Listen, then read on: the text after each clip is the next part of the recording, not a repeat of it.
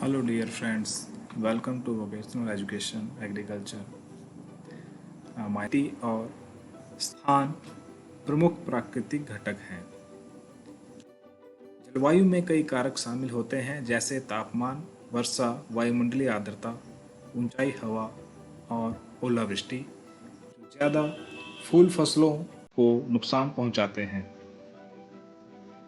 स्थान का चुनाव करते समय आपको यह ध्यान रखना है कि बाजार से आपकी दूरी कितनी है, सूर्य का प्रकाश, सड़क आपकी नज़दीक होनी चाहिए, सिंचाई के लिए पानी आपके पास उपलब्ध होना चाहिए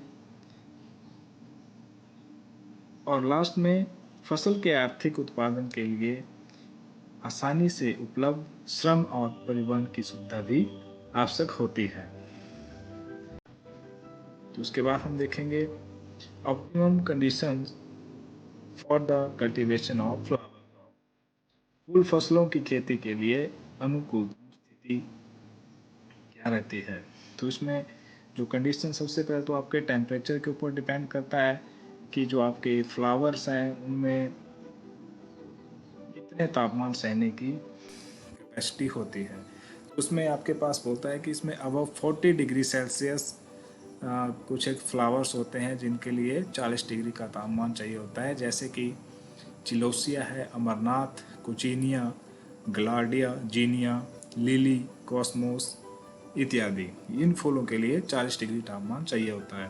फिर दूसरे आपके पास कुछ एक आते हैं, but the most of the ornamental crops grow at temperature from 15 to 30 degree Celsius such as. इसमें कुछ एक वराइटीज़ हैं, rose, carnation, gerbera, gypsophila, marigold, carnation etcetera. और कंडीशन स्थिति के अकॉर्डिंग देखा जाए तो उसमें जो पीएच रेंज रहती है आपकी, वो रहती है 5.5 से 7.5 के बीच में। इसके बाद हमारे पास आता है इम्पोर्टेंस ऑफ सॉइल। मिट्टी का महत्व क्या है। Soil is an important natural source. मृदा एक महत्वपूर्ण प्राकृतिक संसाधन है जो मिट्टी जड़ों को पकड़कर पानी और पोषक तत्वों की आपूर्ति करके पौधों की वृद्धि में मदद करती है। इसमें कृषि के लिए आवश्यक है जो हमें भोजन, वस्त्र और आश्रय प्रदान करती है। इसके साथ ही मिट्टी कई जीवों जैसे चींटियाँ, केंचुआ, सांप, चूहे आदि का आवास स्थान भी होता है। तो इसका एक इम्पोर्टेंस रहता है। इसके बाद आती है बात टाइप ऑफ सॉइल। मिट्टी के प्रकार जैसे में जलोढ़ मिट्टी इसका सबसे अच्छा एक उदाहरण है। बहुत गहरी से लेकर काफ़ी उथली भी हो सकती है। काली मिट्टी महाराष्ट्र, मध्य प्रदेश, पश्चिमी आंध्र प्रदेश, तमिलनाडु और उत्तरी कर्नाटक में प्रमुख रूप से पाई जाती है। इसके बाद बात आती है रेड सॉइल, लाल मिट्टी। ऐसी मिट्टी मेटामॉर्फिक चट्टानों की सामग्री से तैयार होती है। इस मिट्टी में ह्यूमस, नाइट्रोजन, चूना और फास्फोरेट की कमी होती है।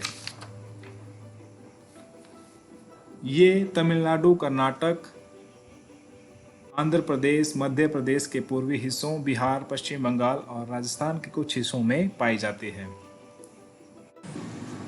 लेटराइट मिट्टी ये लाल से लाल पीले रंग की होती है। भारी वर्षा के कारण मिट्टी की सतह से गहराई तक क्षार और सिलिका का रिसाव होता है। ये नाइट्रोजन, फास्फोरस इसमें नाइट्रोजन, फास्फोरस, पोटास, मैग्नीशियम और चूने की कमी होती है। ये मिट्टी पूर्वी आंध्र प्रदेश, कर्नाटक, केरल, मध्य प्रदेश, उड़ीसा, असम और महाराष्ट्र के रत्नागिरी जिले में पाई जाती है। इसके बाद नेक्स्ट है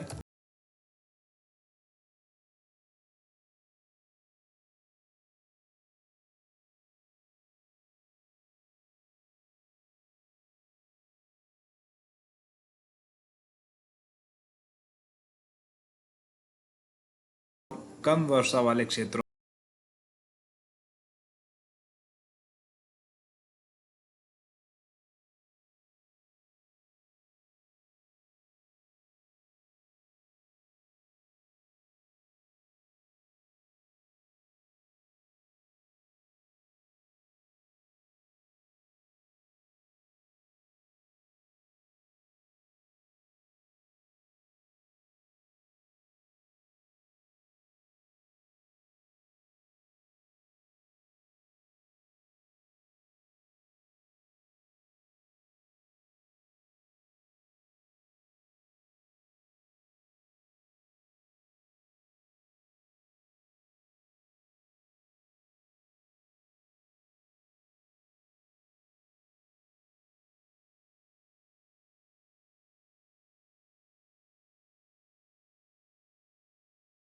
में थोड़ा अम्लीय होती है।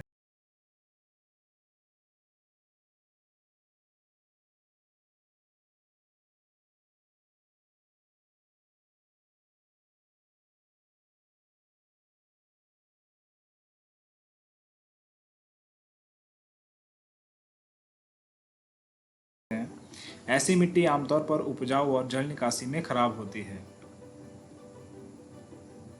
ये सोडियम की मात्रा से भरपूर होती है। मिट्टी की सतह पर सोडियम, मैग्नीशियम और कैल्शियम का जमाव देखा जा सकता है। यह मिट्टी उत्तर प्रदेश, पंजाब, राजस्थान, केरल, तटीय उड़ीसा और पश्चिम बंगाल के सुंदर प्रतिबिंब क्षेत्र में पाई जाती है। इसमें लवणीय और क्षारीय मृदा का पीएच 8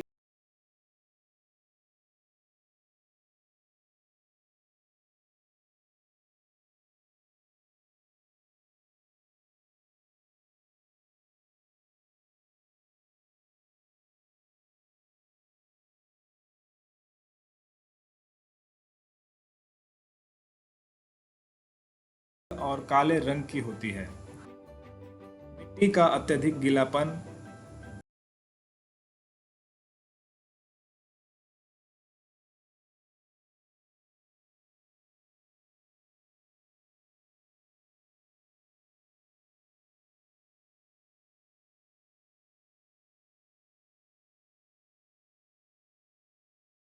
में पाई जाती है। तो ये था आपका आज का टॉपिक। तो इसी के साथ हम इसको यहीं पे स्टॉप करते हैं।